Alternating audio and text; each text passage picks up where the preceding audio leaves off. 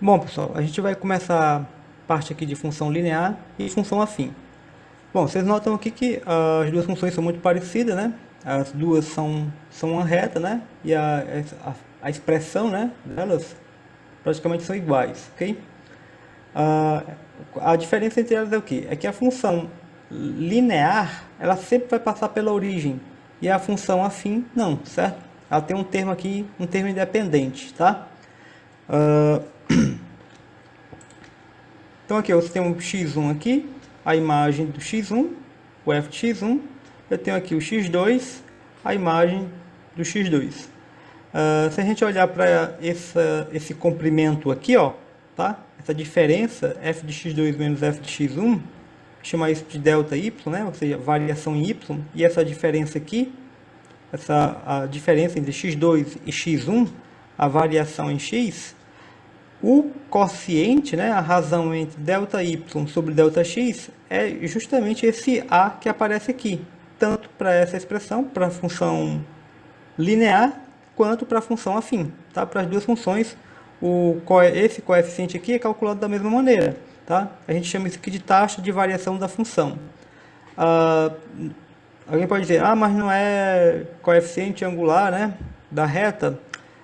Seria o coeficiente angular da reta se nós tivéssemos aqui ax mais aquela expressão, né, da equação da reta, ax mais by mais c igual a zero, tá?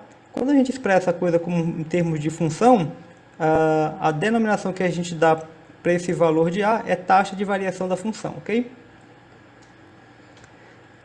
E assim, o b aqui, né, nesse caso aqui, o b é o termo, né, é o número onde o gráfico dessa função, né, da função g, ou aonde vai ser aquele ponto onde a reta vai cortar o eixo y, tá?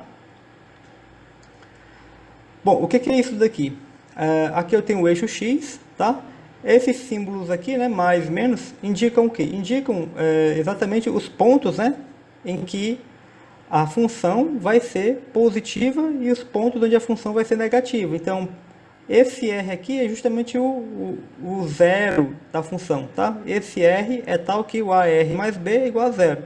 No caso da função ser a função afim, e no caso da função ser a função linear, né, o R é zero, que é o zero da função, tá? Então, para cá de R, a função é positiva, para cá de R a função é negativa. Isso no caso da função, tá, ter aquele coeficiente, ter o coeficiente maior que zero. Se o coeficiente for menor que zero, inverte aqui a coisa, certo? Fica positivo para cá, negativo para cá. E aqui nesse caso a função é decrescente e aqui a função é crescente. Assim, você não precisa se preocupar com isso, certo? Porque olhando o gráfico, você já percebe que a função é crescente, tá? À medida que você anda para cá, a função sobe. À medida que você anda, né, para o lado direito, a função aqui, no caso, ó, decresce, tá? Então, se o A é negativo, né, você vai saber que a função é decrescente. Se o A for positivo, você vai saber que a função é crescente, ok? Aqui eu tenho o gráfico de uma função crescente, né, com a inclinação dessa forma. E uma função é crescente, certo? Essa aqui é a definição de função crescente, certo? Para qualquer função, não só para uma função afim, não só para uma função linear, mas para qualquer função. Isso aqui é a definição, certo? É o que caracteriza uma função ser crescente. Se x1 é menor que x2, implica que o f de x1 é menor que o f de x2, tá? Aqui é aquela coisa, né, do sinal da função, dizer, né, fazer um estudo do sinal da função, tá? Quando em alguma questão se pede, faça o estudo do sinal da função, o que se está pedindo nesse tipo de questão é saber quais são aqueles pontos em que a função é positiva e em quais pontos a função é negativa. Então, olhando para cá, né, nesse caso, no caso da função afim ou uma função linear, você olha para o R, para os valores que estão aqui, ó, nesse caso em questão, né, a função aqui é crescente, para cá o f de x é positivo, se o x for maior que r, e para cá, ó, se o x for menor que r, o f de x é negativo, certo? Isso é exatamente fazer o estudo do sinal da função, tá? Ou seja, fazer o estudo do sinal da função é saber onde a função é positiva e onde ela é negativa. E aqui é o caso contrário, né, da função ser decrescente. Isso aqui também é a definição de a função ser decrescente. Quer dizer o quê? Se o x1 for menor que x2, aí o sinal, ó, vai inverter. O f de x1 vai ficar maior do que o f de x2, certo? Ó. Então x1 menor do que o x2, o f de x1 ó, tá lá em cima, o f de x2 está aqui embaixo, né? Tá mais abaixo aqui. Ou seja, a função decresce. Tá? Não, novamente, você não precisa ficar decorando essas coisas, mas olhando para o gráfico você sabe. Tá? A menos, é claro, né, que você em alguma questão exija, né, a definição, aí sim você vai realmente vai ter a necessidade realmente de estar lembrando isso aqui, certo? Ter que recordar isso aqui, ó, essa definição, tá? E a mesma coisa, né? Fazer o estudo do sinal para esse caso aqui é a mesma coisa. Para cá a função é positiva, para cá a função é negativa, tá? Para cá de R, né? A esquerda de R e a direita de R. Exatamente no valor de R, a função é zero, né? Por quê? Porque o R é um zero da função, tá? Não é muito correto a gente falar que o R é raiz da função, tá? Função não tem raiz, tá? Função tem zero. Quem tem raiz é polinômio, ok? Bom, isso assim, é uma... Como é que eu vou dizer? Isso é um conselho, né? Que se dá assim, alguns dos livros mais... como eu vou dizer assim, mais renomados, assim, da área de matemática, é o que eles aconselham, né, a forma como se deve tratar essas coisas, certo? Assim, eu falo da questão de chamar o R de raiz da função, tá? Então, assim, o R não seria, nesse caso, raiz, tá? É o zero. Para função, a gente chama de zero, tá? Quando estiver trabalhando, falando de polinômios, aí sim a gente pode falar raiz. Bom, sobre função, a função afim e função linear, basicamente o que a gente tem é isso, tá? Então a gente vai passar agora para funções quadráticas.